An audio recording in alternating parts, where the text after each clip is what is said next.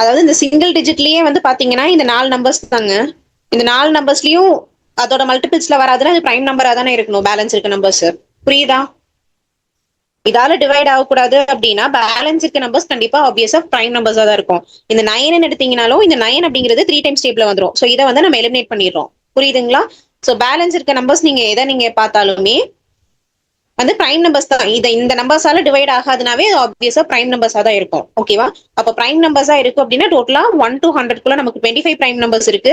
அந்த 25 பிரைம் நம்பர்ஸ்ல இந்த 2, 3, 5, 7 இது வந்து பிரைம் நம்பர் இல்ல. ஓகேவா? சோ இது மட்டும் தான் பிரைம் நம்பர். இந்த 4 பிரைம் நம்பரையும் எலிமினேட் பண்ணீங்கன்னா உங்களுக்கு என்ன வரும்? பேலன்ஸ் 21 வரும். சோ அந்த 21ல இந்த 1 நம்ம இன்க்ளூட் பண்ணிக்குவோம். ஏன்னா அந்த 1 வந்து நம்ம இன்க்ளூட் பண்ணாம இருந்திருப்போம். புரியுதுங்களா?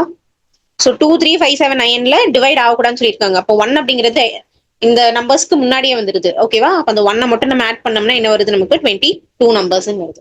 புரியுதுங்களா? ஸோ 22 நம்பர்ஸ் வந்துட்டு இந்த நம்பர்ஸால டிவைட் ஆகாம இருக்கும். புரிஞ்சுதா? இது ஒரு மெத்தட். நீங்க ஒன்னா எப்படி எழுதியும் நீங்க வந்து சால்வ் பண்ணிக்கலாம். அப்படி இல்லைன்னா இந்த பிரைம் நம்பர் இந்த கான்செப்ட் வச்சு சால்வ் பண்ணலாம்.